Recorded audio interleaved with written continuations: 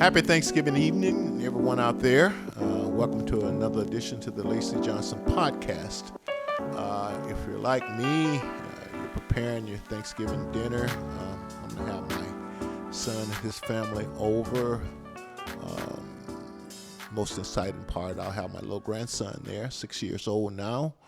We'll probably be preparing the normal turkey dressing, at least for our culture, collard greens and probably mac and cheese and all those things that's bad for you, except for the collard greens.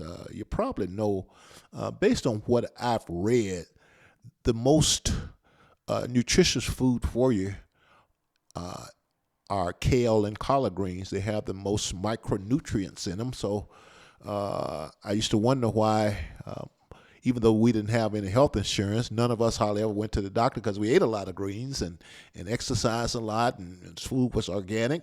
And so it kind of makes sense as I got older. And speaking of getting older, now that I am older, well, first of all, Christmas used to be my favorite holiday. And you can imagine when you are economically challenged and you're from a large family, sometimes, well, to be honest, we never got toys except for Christmas. So we were very excited about that. I remember I was 12 years old when we stopped getting toys, and my mom bought me this most beautiful calendar watch. I never forget it, with the brown leather band on it. Of course, it lasted for me about 2 or 3 weeks, and as I look back on it, and as I gotten older, I found out you can stretch your dollars in buying Christmas toys for kids, and that's what our parents probably did. And I've shared with a lot of people, my goal in life, if I had to summarize it in something that's very small, it would be to sit down at the dining room table with my wife, my adult children, their spouses, and my grandkids, and have Thanksgiving dinner.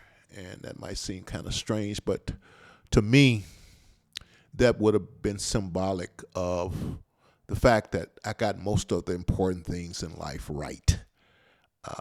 Never able to get everything right, but that was something that's what I look forward to for Thanksgiving.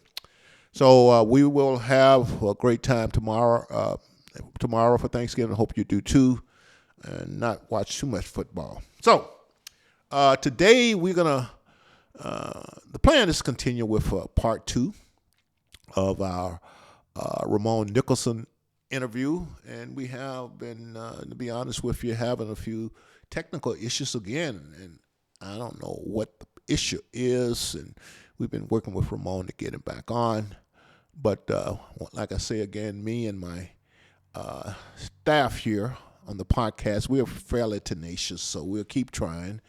And I guess this time, I got a lot of people on work with me on this podcast and on social media, and I guess I should recognize them. We got my techies, Andy and Matt. We got project manager Sasha, and we got a young, energetic intern from Georgetown, Andy, that's working with us. Did I say Andy twice? Let me correct that. Joe is our young Georgetown intern. These young people are so knowledgeable and smart and energetic. They're still not wise because wisdom comes with age, but we take what they have to offer. And Jim, and they all work together to bring this together. They look after me. They're patient with me. They know I'm old school, and I'm not too much into a lot of the modern social media podcast type things. So they're patient with me, and they are slowly but surely dragging me along. What attracted me, motivated me to become more involved in this stuff and learn it and stop fighting against it. I heard, I think it was Jordan Peterson who mentioned that, I think only a few books, I'm getting this right, I'm paraphrasing, only a few books sold over 200,000 copies, selling 200,000 copies in a year. And with his one video on YouTube, on social media, he can reach millions of people And so it's about time that old guys like me stop fighting against that. But anyway, uh, let's talk about the subject tonight before we bring Ramon on. Uh, I think we have to be courageous.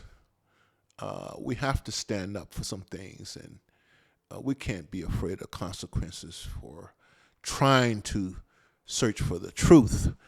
And so, as a result of that, I think I'm gonna tackle. I don't think I'm gonna tackle. I'm gonna tackle this whole Kyrie Irving, Kanye West, Nick Cannon, Professor Griff, and some of you probably know who these people are. Some of you probably don't. If you don't, I'm not going to spend much time getting into the details behind them. Go out and duck go them. I don't use Google, by the way. They just not my type of media platform. And besides, and one of the reasons I'm not a social media guy, I don't like the fact that they gather all of the data on me and they sell it to advertisers, and I don't get a cut at all. And I just don't like that. And the whole way they manipulate things, and the fact that they're in bed with certain politicians and they're against certain others. I basically try to stay away from Google, and whenever I can, I go duck go. But anyway, go out on the internet, Google some of these people. Professor Griff, who was part of the Public Enemy hip hop group, which was the first hip hop group, as a matter of fact, inducted into the Rock and Roll Hall of Fame. Their leader, Chuck D, they had a lot of respect. Chuck D, I think he's on lectures, tours. He go out and lecture at colleges and stuff. So that's the respect that they have. But so go out and research Dr. Griff and Nick Cannon, Kanye West, Kyrie Irving, a whole lot of other people out there. And one thing, normally what happens when you start, if you're open to learning and you try to be objective and you try to search for the truth, one thing leads to another. It's like a homicide detective trying to figure out a murder. You just keep running into things. You keep going till you think you've solved the crime or everything adds up. And I tell people I'm kind of and you've heard this before, kind of a big fan of Columbo, and he didn't like loose ends. And I figure as long as I got loose ends out there, I got open questions I haven't solved and gotten to the truth. Which brings me to the topic of the day that I had been hesitant to even talk about until I talked to some of my Jewish friends, and I have talked to some of them, got some input. And so I'm going to dive into this. And as most of you know, I'm kind of like a connected person. There was a PBS show a few years, decades ago, I guess, where they took all kinds of little things that happened in history and connect them. And I've always liked doing that in real life and making sure I got everything on the table. What I'm saying is that to prepare you, as we go along here, we'll probably connect Monday Night Football, Uptown Minneapolis, Uncle Tom, Abraham, Isaac, and Jacob. And I mentioned Kyrie Irving, David Chappelle, Barack Obama, Jon Stewart, John Brown, Sarah, Rebecca, Leah, and Rachel. Now, I'm going to say up front, and I'll share a secret with you, and I don't want you to tell anybody this, but I threw the latest name in there on the end just in case we got some hardcore DEI people out there who's into diversity, equity, and inclusion to the point where if you don't mix the names up and you don't have a diverse group of people, that's a simple way of looking at it. And so it's kind of like a little thing I throw out there for them. So let's get into it. San Francisco, Monday Night Football. So last night, Monday Night Football, I'm watching. Well, I didn't watch much of it. A little end, caught the end of it because I don't have the patience to sit through football games most of the time today. And San Francisco coach Kyle I think it's Shanahan. was talking about his enjoyment of Mexico City and what a great city it was, and how great it was San Francisco is. And I started thinking about some of the people I've talked to who's been visiting San Francisco lately. They got a totally different perspective of San Francisco.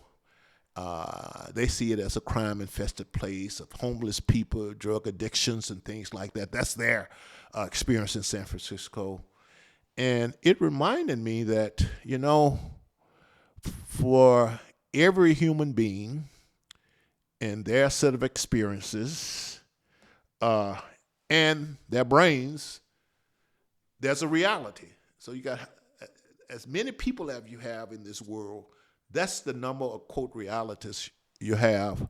And so his reality, I think he makes about $9.5 million a year, and I think he lives in some of the richest places in San Francisco area.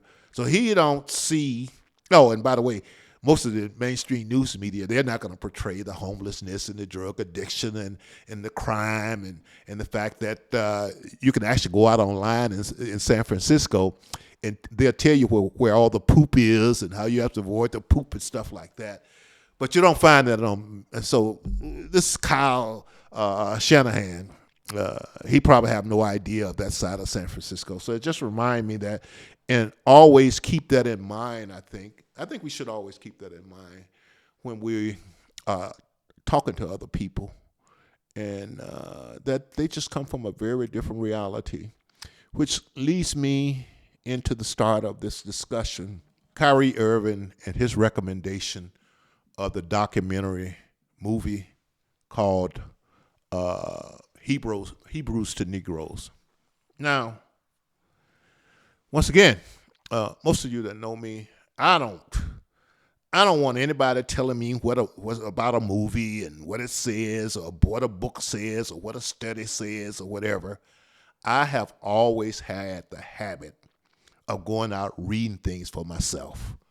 And in fact, I tell people that's how I got into computer engineering. I was a tech writer at Hennepin County Information Technology Center, and they was talking about these computers and sheriff warrant database, and I was asking these people to explain all this stuff to me, and it just gets in my nature, and I'm like, hey, I'm gonna go back to school and learn this stuff for myself, which is what I did, which led to a 40-year career in computer engineering.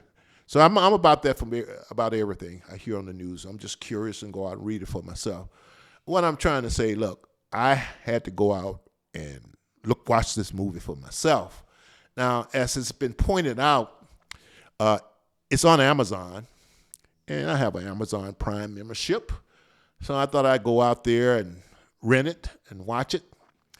And now, right before I did this, I heard that there was a group of people out there putting a lot of pressure on Amazon to take the movie down. I thought I'd go out and rent this movie. They wanted $14.89 for it, and I think it lasts for 3 days. But I'm thinking, you know what? They might be taking this movie down.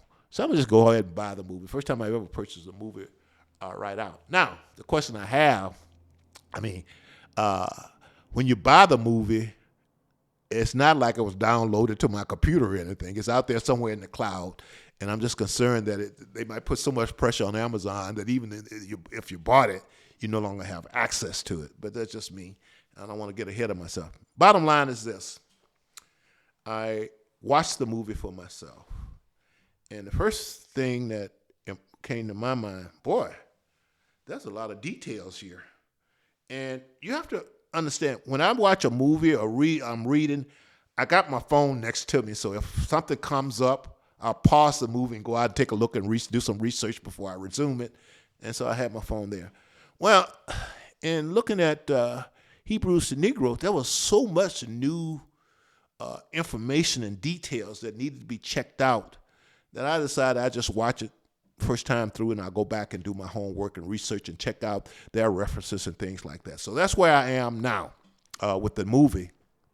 But one thing that I came away with is a better understanding of why Kyrie did the post. And look, and there's two main things in the movie that caught my attention.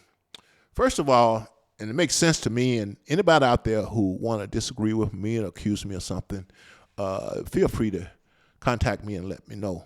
And before I go there, look, and you can go out and check my social media stuff. I think it's still out there. And anybody who know me, and they find it hard to believe though, I don't know what it's like to dislike another person. I'm just being honest. Second of all, if you know my life, I don't care what kind of way you slice up the human race, or divide it up, or categorize it, or what groups are in it. Boy, I got friends and associates in just about every group. And thirdly, I don't think you'll ever find anyone who will say that I've been anything but open, honest, and welcoming to every group of people I have ever met, every person I've ever met. So I want to get that out of the way because, it's easy for people to start slinging around like they did with Kyrie and accusing you of all kinds of isms once you start saying things they don't like. So, the movie. There was two main premises of the movie. And one, I guess I put it in the form of a question. And trust me, I talked to some of my Jewish friends about this. One of the questions is, wait a minute. When I read the Bible, all the Hebrews in there that I know of, and it might be a little sanding of this to smooth it off, but the basic principle is all the Hebrews in the Bible that I know of are black or people of color. So how is it that we fast forward to today, and when we think of Hebrews, we think of Jews, and we think of white Europeans? And that's one of the basic questions. And then they go through a lot of lineage and come to the second question of the movie is, well, there are 12 tribes of Israel. Which one of those tribes can the European Jews trace their ancestry back to? And since that time, I saw a dialogue between a rabbi and the gentleman who produced the movie. And to be honest with you, he never provided an answer to that question. So that's one of the things I'm going to dig into also as part of my research before I come to any type of preliminary or final conclusion on who's saying what and who's right and who's wrong and et cetera, and why all the controversy. And what it basically boils down to is that there are a lot of people who thinks that, a lot of black people who thinks that their birthrights has been stolen because they were the original Hebrews. And if you read the Bible, I mean, they're referring to places in Africa and Ethiopia and stuff. And as far as I know, back in biblical time, there were no white people living in Ethiopia. I don't know. There might have been a few exceptions. So that's the basic premise of the movie. Now, talk about Jon Stewart, Dave Chappelle. One of the reasons I decided to talk about this subject tonight is because Dave Chappelle was opening up Saturday Night Live. Now, I'm going to be truthful with you at all times, whether you like it or not. I don't watch Saturday Night Live anymore. I don't, and in fact, it's hard for me to watch ESPN nowadays because I'm not one into a lot of wokeness and stuff like that, and a lot of feeling sorry for people and things like that. That's just not part of our culture. And if I want to allow me to digress briefly, look, I'm from a culture that if you are mentally and physically healthy, nobody pities you. Nobody feels sorry for you. Nobody feels sorry for where you are in life or whatever, because I was taught that you are in control of your own destiny if you have good habits, good values, good goals, and you're willing to do sacrifice, as Tom Brady, future Hall of Fame quarterback, said. What are you willing to sacrifice to be the best you can be? And whenever I talk to young people especially young black people. I don't even go to the race thing. I do for them where what my parents and elders did for me is to focus on being the best person you can be. And I've said before, a funny thing happens when you focus on being the best thing you can be. You focus a little bit less on other people and groups of people, and history in the world, because you got too much to do to be the best you can be. And, personally, and not to brag because God just blessed me, I wanted to be the best trombone player I could be. I wanted to be the best chess player I could be. I wanted to perform the best on the ACT and SAT that I could. Those were the things that I focused on. In fact, I wanted to be the best person I could be, the best Christian, the best son I could be. And like I say, one interesting that happened there is that, all these other things that a lot of people were complaining about, I really didn't have time to focus on that. And I think it's been a blessing because, once again, there has never been a time in my life when I didn't think, in America, I can do and be whatever I want to be. And that has proven true. And I can honestly say that if I did not achieve something that I set out to achieve, it was me. I can see where it was me. It was nobody else. It wasn't what happened to my grandparents or my great-grandparents or nothing like that. It was the decision I made and my attitude. In fact, I think attitude went a long ways, and the values stored in me went a long ways towards me accomplishing whatever I accomplished. And I'm not saying it was that much, but once again, if you remember my goals in life, the Thanksgiving dinner, I have a different definition of success than most people. I have a different set of things. No, it's not even things. I don't even know the word for it. My joy and happiness in life is based on things besides money and power. I tell everybody I had a perfect childhood, but what made it so great, even though we didn't have a lot of money, and even though we were black growing up in Jim Crow South, what made it great for me was, first of all, God. We went to church, and we had a standard of beliefs. And more important than that, it created a moral compass in me and the people I grew up with. And so that was important. The second thing was I had two great parents, and they raised 9 of us, and they taught us discipline. They taught us hard work. They taught us great values and morality and ethics, and that helped. And they were supported by every other elder in the community. I tell people, when I was growing up and where I grew up at, all adults was on the same page. They all had the same message for you. They all thought alike. They stuck together. And it's an interesting thing that happens when we, as children, knew that the adults all thought alike and they stick together. We listened to them and we followed them. I knew it would do me absolutely no good to go home and from school and blame a teacher or someone for non-performance or non-achievement or getting in trouble. Because 9 times out of 10, the teacher and my mom and dads knew each other, and they thought alike. And we were never allowed to use the unfairness or whatever other word for not achieving.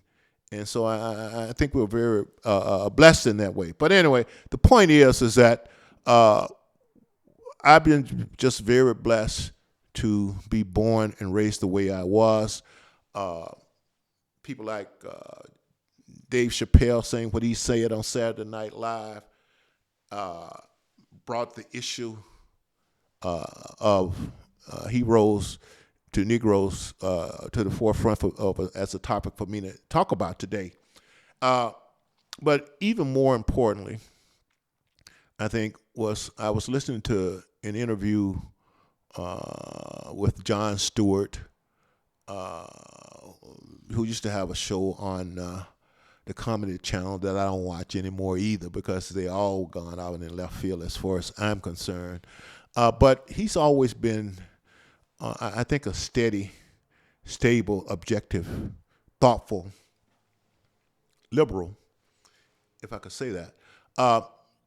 And his point was this: look, before we get ready to cancel, punish someone like a Kyrie Irving or Kanye West or Dr. Griff or Nick Cannon, we as people who want, well, some of us do, out of respect for each other, should listen and take into consideration other people's background and experiences. And his point there was, look, there are a lot of black people out there who know the history of Africa, who know the history of Europeans' relationship with Africa, even as it goes on today.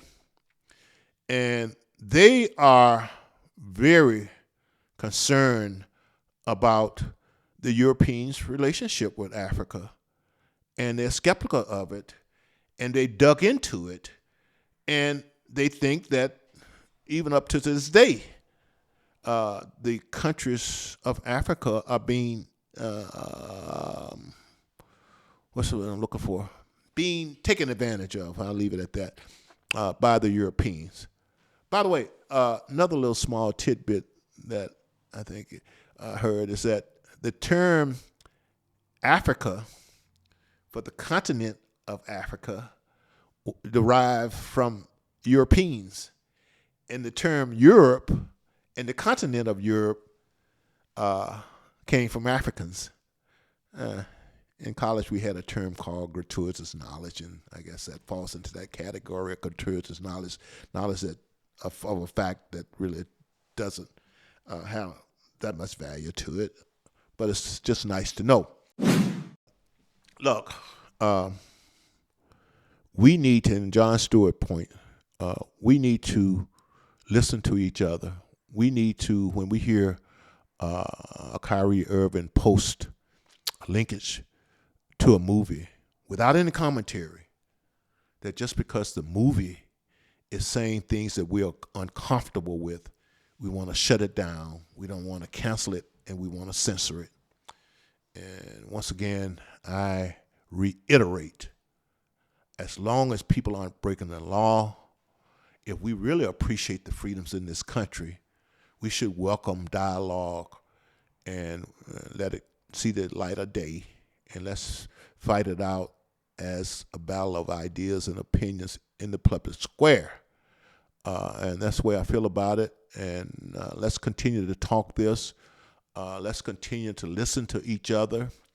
Let's stop shutting down ideas and things we don't like. And by the way, someone pointed out, look, if black folks complain about every movie that contains negative stereotypes about us and not watch, there'd be very few movies. And the interesting thing about it, the same people that's complaining about Kyrie Irving, a lot of them are behind some of the movies and TV shows that we see. And so we're just asking for fairness and stuff. And I'm not saying this to downgrade any group of people, to create any isms. I know where my heart is, and I don't care what anybody think. I know I don't dislike anybody. I don't judge people by the group they're in. I judge people by their individual character and when I meet them. And the other thing is I don't listen to other people, what other people have to say about people until I get to know them myself. And one of the reasons I didn't draw any conclusions on Kyrie Irving or the movie or anything until I saw the movie myself. And I'm still in the process of processing that. So I'll end it with one last thing. I mentioned John Brown as part of the dots that we were going to connect for this little dialogue. And look, John Brown, most of you know if you know your history, and I do, by the way, recommend that every American watch the documentary The Civil War by John Burns, because I don't think you will understand America unless you do. But it was pointed out that John Brown stood up in church and said he's going to spend the rest of his life, I'm paraphrasing here, fighting to abolish slavery. And John Brown, as a lot of you know, led a rebellion at Harper's Ferry. It was an arsenal, a bunch of slaves, and they were going to break into the arsenal and take all the arsenal and start a war. Didn't happen that way. They caught him. I think John Brown was hung. And where am I going with this? Look, the abolitionists, most of them was Christians, and somewhere, well, let me put it this way.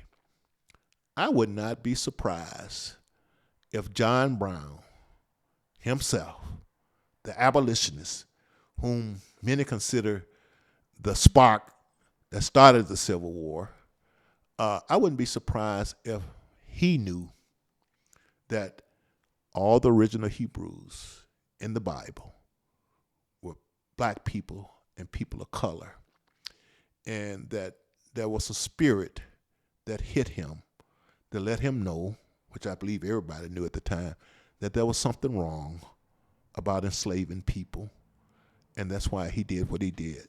So let's keep talking about these things. My goal, as always, is just to get to the truth and let the consequences fall where they may. It's kind of tough today because you can get in a lot of trouble with truth, and I realize that. But all I say to people that I have never regretted telling the truth, whatever the consequences. And I'm that same person today as I was early in life when I took that approach to it. So I'm going to always try to tell the truth.